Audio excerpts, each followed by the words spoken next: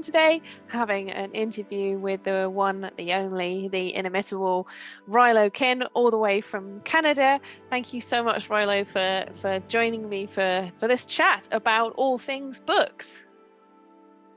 Thanks for having me. I'm pretty excited. Cool. All right, great. Well, let's just kind of dive straight into things then. And a good place to start really is, what can you kind of tell us about your latest project, the fantasy book, The Dragon's Flute? Well, it's a Draconia. It's basically a world of myth and legend, of sword and sorcery. The Dragon's Flute is 585 pages long and is the first of a 5-novel series. It basically follows a sorceress and her adopted son as they navigate through a world slowly being corrupted by evil. You'll find lots of mythical creatures. There's a fair bit of violence, though, which is more suitable for a mature reader. It's not a child's book by any means. Sure. So maybe more of on the kind of side of a dark fantasy, perhaps. That's what they're categorizing it as, yes. Dark Nice. fantasy.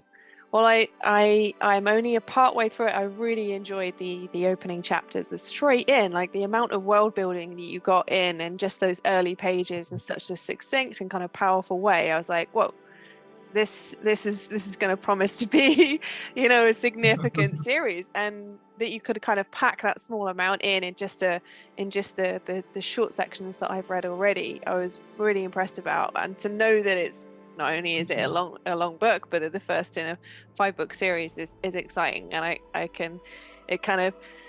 explains a bit as to why you've done so much world building up front, because hopefully we're going to explore a huge amount of that world in the coming books. Oh, absolutely. Yes. It was a fun ride writing it. I created a lot of the creatures and to add into the vegetation, the trees, a lot of stuff was all created by me to match everything. So it was a lot of fun. Nice. Definitely. That's one of the aspects that I really enjoy about writing, is that really thinking about the detail of the world that we're creating in, right? Our minds can just run riot. Well, it's absolutely, there's nothing holding you back but yourself, right?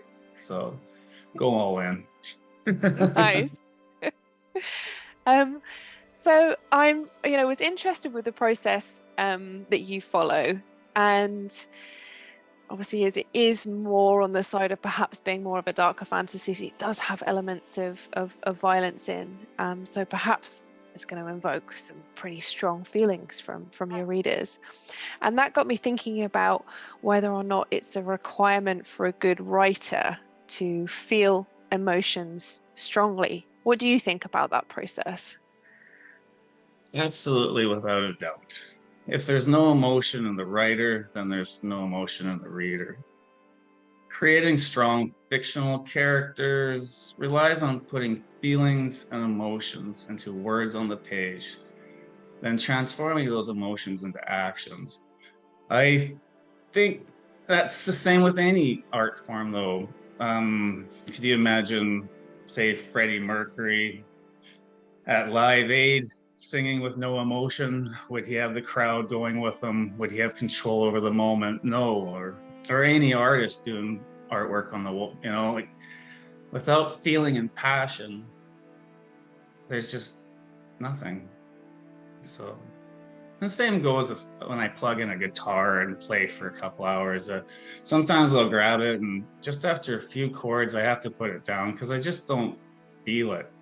When the feelings are there and the emotions are there, I plug in, close my eyes, and a couple hours later, I wonder where I went. So I agree 100%. You got to have emotion with your writing. Nice. Oh, I love as well that you referenced my favorite band of all time. Absolutely love Queen. Freddie Mercury is the big inspiration for sure. Ah, that's awesome. Yeah, And yeah. people that follow you on your Instagram account will also be occasionally treated to some little performances from you and your guitar. I've seen you do a beautiful video before of your guitar playing. Thank you very much. I figured to do something like Instagram, you need to put a little more depth into who you are to show them that you are a writer, but there's a little bit more behind it. So I find it brings me closer to the people that follow me and I follow. So that's what I do. I have fun. Nice. I love that. No, I really love that. And I think the other authors or editor or just general kind of bookish accounts that I really enjoy on Instagram are by those who put a bit more of themselves out there. Not necessarily really personal things per se, because of course, if you've got like a public account, you do have to protect yourself a little bit, protect your identity a bit. There's certain things you just don't post for sure. Yeah. But just sharing things that you might be feeling or thinking about, and having people have a little kind of glimpse into your life is nice. It does create more connection, I think, and helps people reach out to you on social media as well. And through that, then you can meet more writers and find out about what they're doing and not feel quite so I suppose isolated, which we can do as writers, right? It can be an isolating experience just sat there on your own. That is absolutely true. As a writer, social media is almost kind of a wanted escape from writing. You get to get out there and visit, right? Because you're right, you're trapped in your own mind for so long that you need that break. So yeah. Definitely. Oh. So I guess my next question is, what author or book had the greatest impact on you becoming a writer? A difficult question, I know, because we all as writers have a lot of people that we might be able to name, but yeah, there's a lot of books that could change the way I thought as growing up, and just made me think deeper about life and stuff. But I have to say the one book that does stand out, and the one author that stands out, is Douglas Adams' The Hitchhiker's Guide to the Galaxy. I was never the same after that. I love that. He taught me that there is no rules. Like a lot of people have these cookie cutter styles of writing and stuff, but he took it to the end of the galaxy and back. So Oh my his God, hell yeah. characters were phenomenal. Just so it's inspired Draconia actually quite a bit, allowing me to feel freer about doing what I want to do rather than worrying about what I'm supposed to be doing. Yeah, he has good times reading that guy. Yeah. That's wonderful. I think Marvin's probably my favorite robot character of all time. So good. There's something positive about somebody depressed.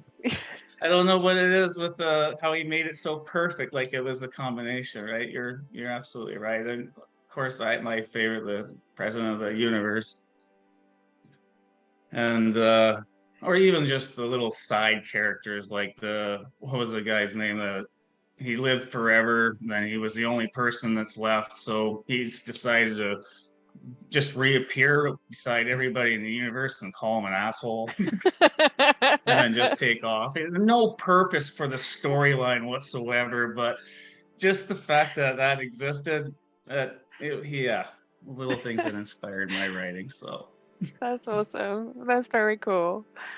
Nice. yeah. I can't wait to get further into the Dragon's Flute, because those sort of incidentals and the conventions that he broke, if that's inspired, more of your writing as well, then I'm really excited to read on. That's awesome. Have you based any of your characters on people you know? Yes, to an extent. There's definitely a handful of solid characters that are based on friends that I know over the years. I've traveled a lot. I've met a lot of neat people, and some of these characters I had to have in the book. Their attributes need to be a little bit tweaked to fit certain, stuff. Like, I mean, if you give one of my friends a sword and told him to attack a dragon, he would drop it and run away. So I needed to change him a little bit. But a lot of these characters I made are just little cameos of people that I met in my travels. I used to ride a Harley for a decade across Canada and the States, and some of the characters I meet on those adventures in the small towns and stuff like that, like they're just there was not two of them to be found. And so I found a way to put those characters, just little cameos in there, just to put depth to the story and Nice. comic relief as well, right? And then there's a couple of characters, and the main characters that like Nightshade and Kalar, which I basically are based on me when I was 18. But Kalar took my negative self, my dark side, and whereas Night took the positive and the bright side of, you know, the happy, the hopeful guy. So those two characters, by dividing like that, it's giving you, the reader, the sense that, yeah, these guys are going to collide soon. There's something's going to happen. So awesome. but yeah, a lot of characters are just I created. I just three people that I met put into one character, like their strong suits and stuff like that. But it's part of the imagination, right? Yeah, for sure. So, because Dragon's Flute has been out for how long has it been out for now in total? Since July 7th. July 7th. So I guess, yeah, just over a month at time of recording this. So may I ask, do you read your book reviews, and how do you deal with good or possibly bad ones? I hope you haven't had any bad ones. I haven't had a bad review yet, but the year is early. Can't please everybody, so I'm looking forward to it. Nothing phases me. I mean, the book reviews that are positive, they're really good. Like I'm excited. I feel great. It's a great pat on the back. It's uplifting for sure. And it helps you keep writing. As far as a bad review, I don't think there is a good or a bad. I think if you can take the positive out of anything, you can form it into good. So, but yeah, Nice. We'll see. Nice. That's very cool. Yeah, so I've had advanced review copies of Worthy isn't out yet. It is coming out released on August 15th, 2022. But my advanced review copies have been out, and interestingly, it was two great reviews, and I was kind of really bowled over by it. But one of them cited this particular character and said that they were her absolute favorite chapters. And for the other person, that was the part of the book which she didn't like, was these sort of short chapters about this particular character. So it's funny, you can't actually, even with two people who love dark fantasy and they really love the book overall, they were real kind of odds with each other about what it was that was either the best bit or the worst bit for them. So you're never gonna get everybody going 5 stars, 100%. Yeah, I find that the best question to ask people that are like that, divided, is you ask them what their favorite character was. What was their favorite part of it? And so it kind of brings the positive out of the story, right? But yeah, no, well, like I said, I still haven't had a negative review yet. You got me nervous. Oh no. That's the thing. Maybe somebody will pick it up at some point thinking it's a romance or something, and then they'll be like, I did not like this book. It didn't have enough love hearts in it or something. Yeah. Yes. Oh geez. I feel slightly worried about yeah, you do. I feel slightly worried about that with mine, because like yours, there's definitely elements of violence in it, and it would probably be described as a grimdark, if anything. And I think, if somebody picks this up and then they're prepared for something perhaps a bit on the lighter side of fantasy, and they go, oh well, this is this is heavy, like a lot of stuff. I'm at that too, because a lot of my book, it isn't solely dark fantasy. It's got the balance of humor, love, connection. But the parts that are violent are so, that you'll read up to, are so grim that they wanted just to keep it in the darker fantasy genre, right? So, but yeah, if you're gonna jump into the Dragons Flute thinking this is gonna be massacre, onslaught, no, it's a little deeper than that. Nice. So, but yeah. Oh man, good call. I'm excited to have some time to do some proper reading this weekend and get more into it. Well, I'm definitely picking up your book. I need a good read. Yay! Thanks. So I'm interested in what inspires other writers. So my next question is, what was your favorite childhood book? This is a tough one. How far back are we going? I can tell you that the Jungle Book was amazing. Charlotte's Awesome. Web was amazing. Oh, But I love Charlotte's Web. as a kid growing up, I was mostly comics at the early stages. Stan Lee pretty much raised me, whether it was Wolverine, X-Men, Spider-Man, and my favorite, The Silver Surfer. That's just where my brain was at. I read books, comic books left and right. I had stacks of them. I still have stacks of them in boxes put away in storage. Should do something about that. But yeah, no, and then there's heavy metal comics that came out. They were all fascinating me as I got older, and then well, I guess most of my youth was definitely raised by George Lucas and Gene Roddenberry. I mean, Nice. it's part of the era, right? Yeah, and then of course, as I got into my late teens, early 20s, I'd have to say Stephen King and Dean Koontz is what I spent most of my time reading. Awesome. Douglas Adams came into my life. That was It was a done deal then. Yeah. I love it. But yeah, no, I think when I was 5 years old, Star Wars A New Hope came out. And my dad, we had to go ferry boats and drive. It was an adventure to get to the theater. And it was the first movie I ever saw. And that was a big changer in my life. I mean, Star Wars hit us all, right? But yeah, no, as far as books, yeah, definitely a variety. Can't really point out one again. All right. There's a lot. There's a lot of inspiration that you've just named right there. Yeah, that's I love it. That's so cool that you were a Trekkie as well. Would you still describe yourself as a Star Trek fan? Well, I really like the latest ones. Well, compared to, I don't know if I should have this debate. Compared to the newest Star Wars, yeah, I'm more Trekkie, but that's a fair watch point. my mouth, right? So I guess possibly in relation really to your favorite childhood book, but when did your interest in dragons begin? Was it a childhood love or something? Because you haven't mentioned anything dragony so far from childhood. I'm like, where did this come from? Yeah, I know. I'd have to say for that one, I mean, as far back as I can remember, come on, Puff the Magic Dragon. Nice. Yeah. Yeah.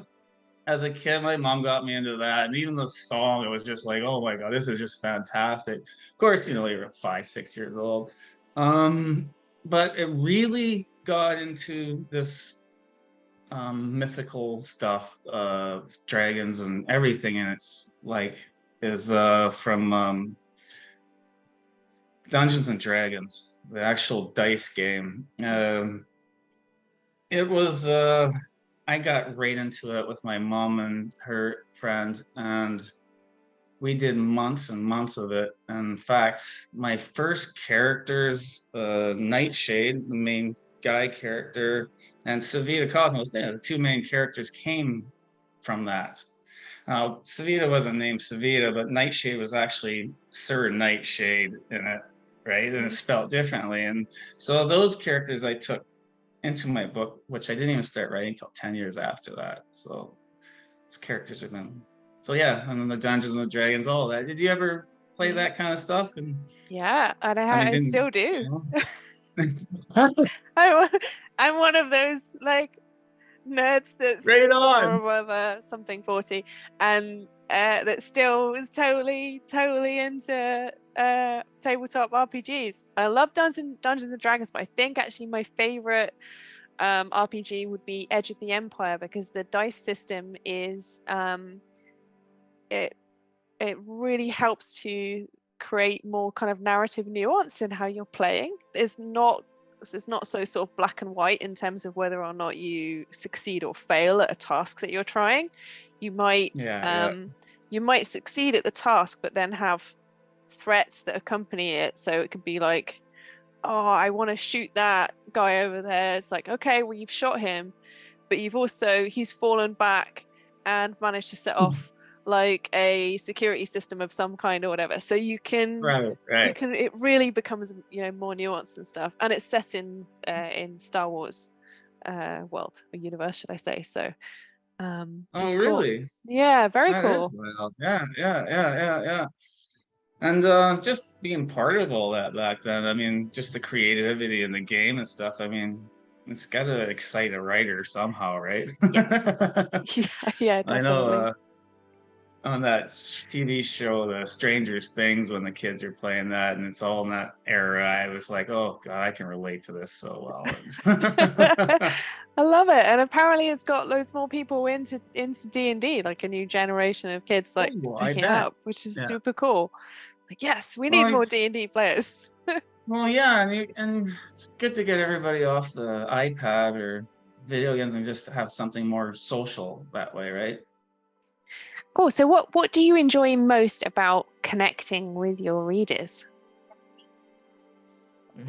After all the years of writing a book and having it all inside my head, to actually have somebody else read it and tell me their view of it, their angle of the story, what they saw of it, that because it's always from a different production, right? I found it fascinating. I really enjoyed the questions. They brought insight. Like it's like I said, it's been trapped upstairs for so long. To actually talk about it, it just feels surreal. It's amazing. Nice. Exciting. I love it. All the good words. And they just bring the excitement back into it, right? I mean, you read a book for so many times over and over again, it really doesn't make sense after a while. I mean, you know you don't want to change anything because that's where it's set when you first understood it. But to have it reviewed to them by a fresh set of eyes, and wow, yeah, it just clarifies that you did it right. So I love that. yeah. That's really cool. And what is one writing tool or strategy that you cannot live without? Can't live without would be my Google Assistant.